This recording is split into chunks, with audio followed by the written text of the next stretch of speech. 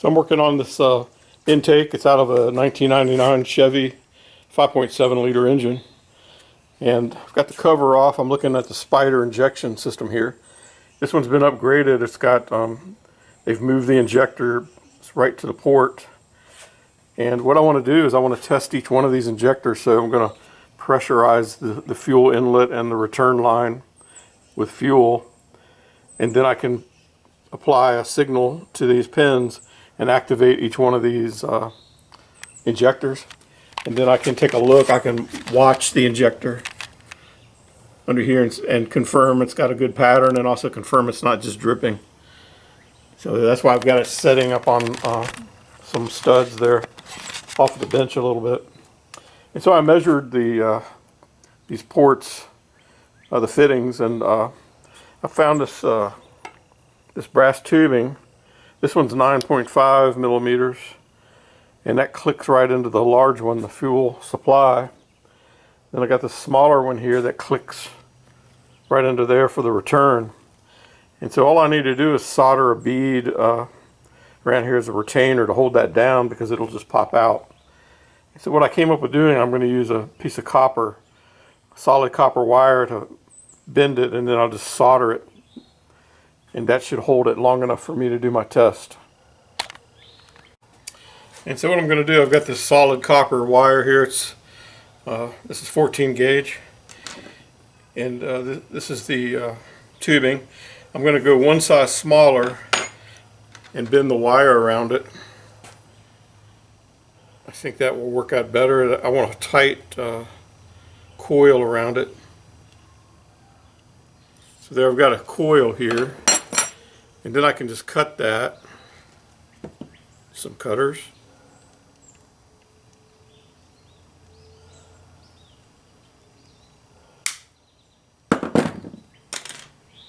And that gives me this ring here.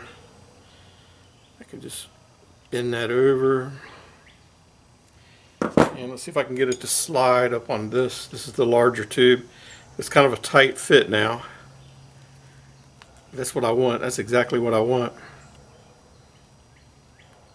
And that looks a lot like what I saw. I measured it was 25 millimeters. So I'll just position that at 25.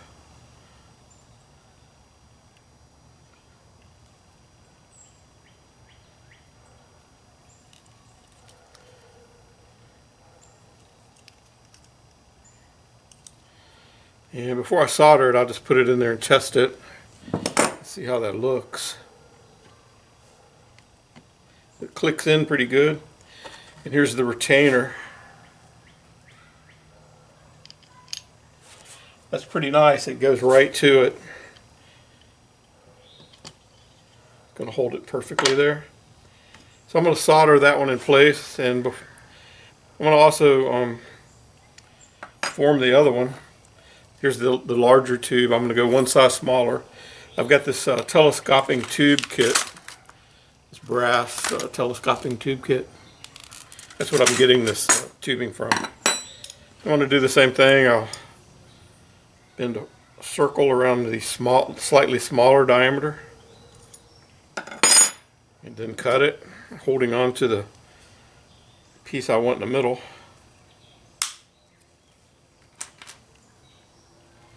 And then I'll just straighten up the ring and see if I can get it to slide over. It's a little tight, but it does stretch on there and go. That's nice. That looks a lot like the factory. They formed it in aluminum or stainless or something. But all I need to do is hold it for a little while. Then I can check it over here.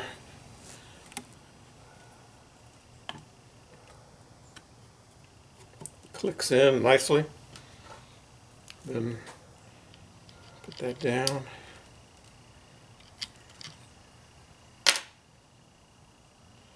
So what I want is this to just bottom out and hold it.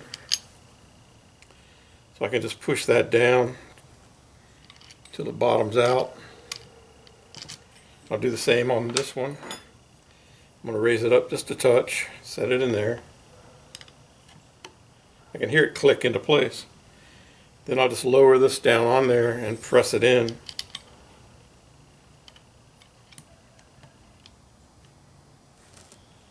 There we go. They're sized correctly now. So let's see if that agrees with my measurement here. 25, yeah. So all I need to do is solder these on, and then I can put some fittings on the other end. I'm going to put rubber tubing on the other end to go to the pump. But this was the hard part here.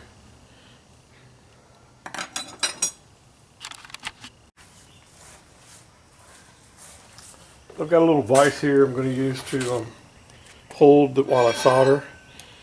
I'm going to hold it way back here so the heat won't be a problem. And I'm using this solder here. It's called Stay Bright. It's got a little flux with it here. Put that on there.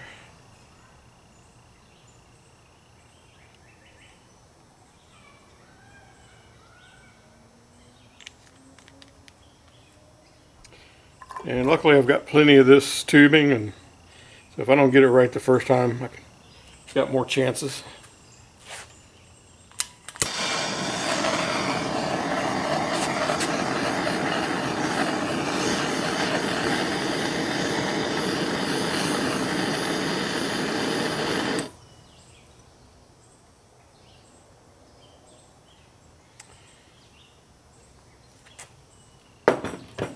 So I believe that's all it's going to take to hold it. I'll do the next one here.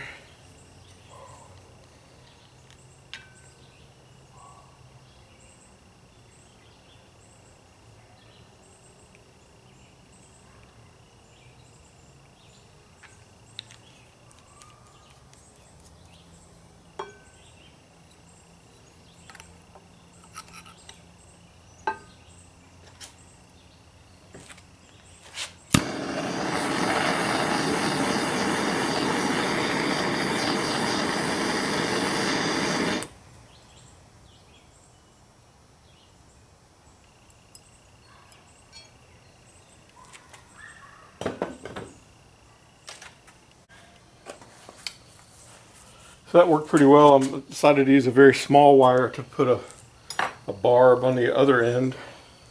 I'm going to go back again. This is really small, like I guess it might be 20 gauge wire, maybe 22, but it's solid wire.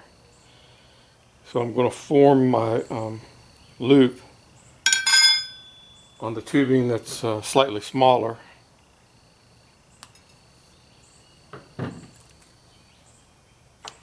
I go over here to the tubing I'm going to put it on. I just want it to have like a tight friction fit so it won't move around while I'm trying to solder it. There we go.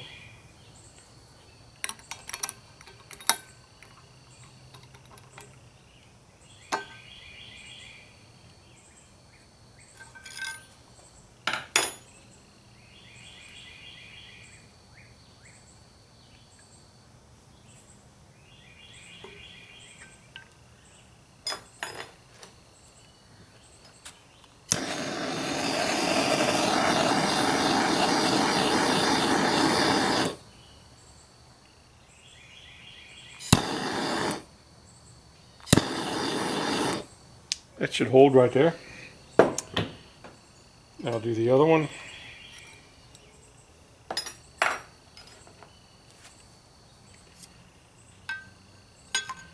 I'm going to go on here on the other end. I'm going to go one size smaller with my coil forming so I can get that tight fit there.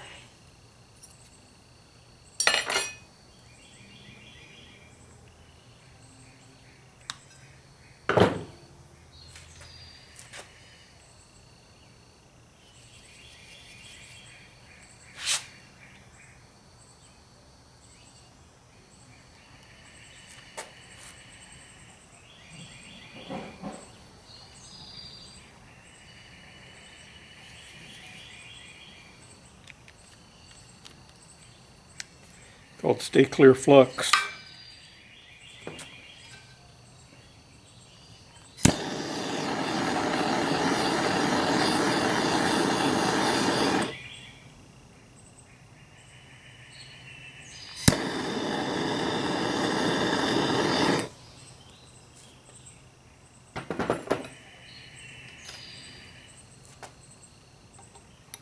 There we go.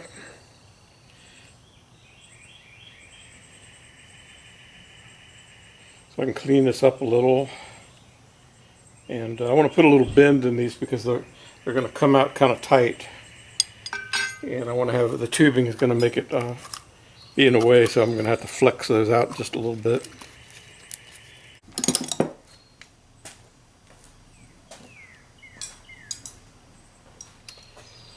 So now I'm going to put a bend in one of these.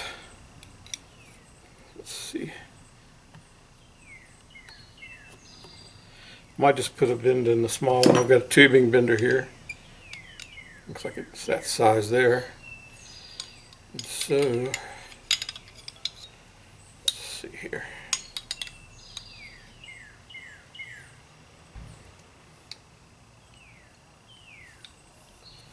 I just want to flex it a little bit so they'll clear.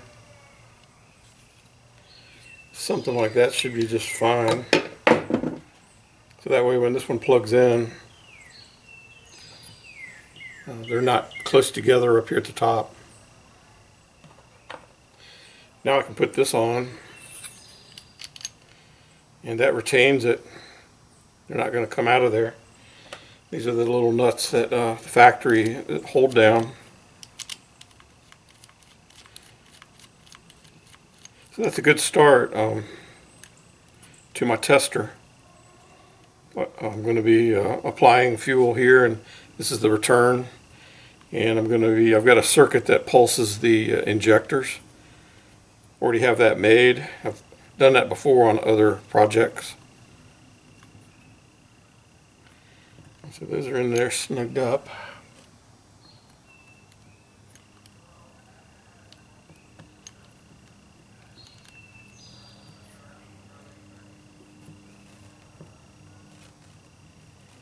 Not going to come out.